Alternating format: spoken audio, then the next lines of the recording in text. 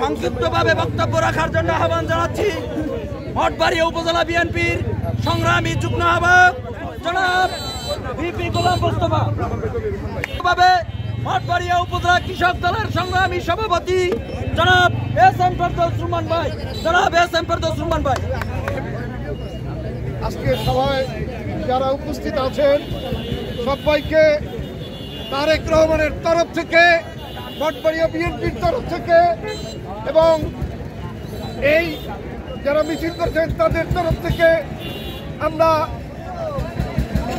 যারা আজকে ন্যায় বিচার করেছেন তাদেরকে ধন্যবাদ জানাচ্ছি, কৃতজ্ঞতা জানাচ্ছি।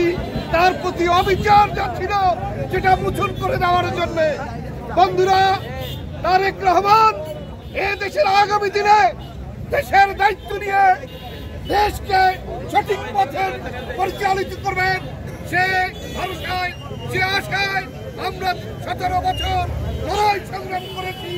এই লড়াই সংগ্রামের শেষ পর্যায়ে যারা আত্মহুতি দিয়েছেন তাদেরকে আজকের এই দিনে আমরা তারেক রহমানের তরফ থেকে স্মরণ করছি। সবাইকে ধন্যবাদ। এই লড়াই চলবে, জাতীয়তাবাদের লড়াই চলবে, লড়াই চলবে, কোনো পথ নাই। আমরা কোনো মৌলবাদী দল নয়, সেটাই আপনাদেরকে কর্মীদেরকে মনে রেখে আগামী দিনে পথ চলতে হবে। সবাইকে ধন্যবাদ। আসসালামু আলাইকুম।